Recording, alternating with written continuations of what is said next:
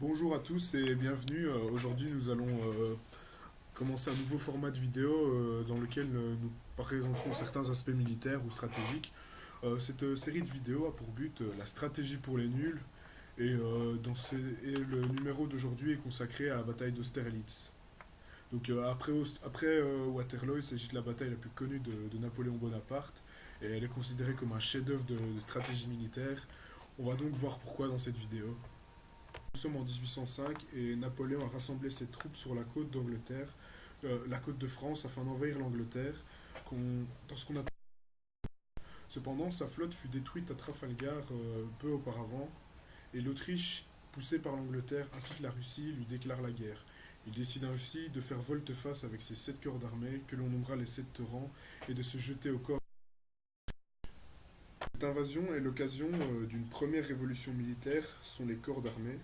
Ce sont de petites armées miniatures qui sont assez puissantes pour se défendre toutes seules en attendant les renforts, mais assez petites pour pouvoir manœuvrer de façon adéquate sans trop se dégarnir.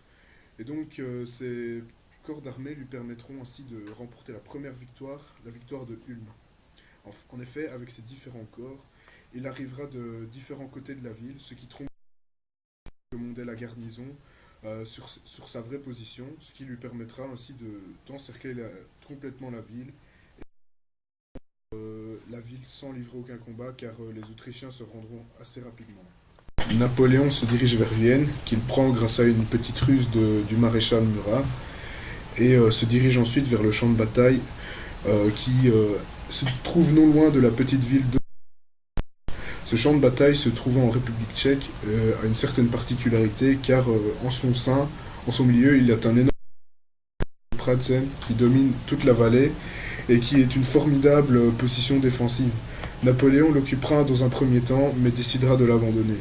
C'était là tout son génie en fait. Car Napoléon va alors faire semblant de se sentir menacé et de penser à la retraite. Il va donc abandonner le plateau de Pratzen. Pendant la nuit, il fera allumer des flambeaux et différentes torches afin de faire croire à l'ennemi qu'il se prépare à faire retraite. Cependant, son plan est tout autre. Il décide en fait de dégarnir sa droite, où se trouve la route de Vienne et donc sa seule possibilité de retraite, pour pousser les Autrichiens et les Russes à l'attaquer sur cette position. Les colonnes qui devaient descendre du plateau de Pratzen afin de capturer la grande armée seraient ainsi libres d'être attaquées de flanc par le gros de l'armée française. Et c'est ce qui se passera évidemment, car les Autrichiens et les Russes tombent dans le piège de Napoléon, car ils le sous-estimaient. Kutuzov avait des réserves en ce qui concerne ce plan, mais il laissera finalement les Russes et les Autrichiens attaquer. Les colonnes se mettent en marche au matin et attaquent les villages de Sokolnitz et Telnitz, qui se trouvent sur la droite de Napoléon, afin de capturer la grande armée. Cependant, l'assaut est mal coordonné et il peine à prendre ces villages. Les tirailleurs qui les défendaient se sont admirablement bien battus. Une fois que le brouillard se lève, Napoléon décide d'envoyer son armée à la conquête du plateau de Pratzen et flanque donc les colonnes alliées par la gauche. La conquête du plateau de Pratzen donne notamment lieu à la magnifique charge des cuirassiers de Murat et de toute sa cavalerie qui donnera lieu à un beau duel de cavalerie contre la cavalerie cosaque. Et finalement, à la fin de la journée, l'armée autrichienne et russe est coupée en deux et les survivants se noient dans les étangs gelés qui sont près des villages de Sokolnitz et Telnitz.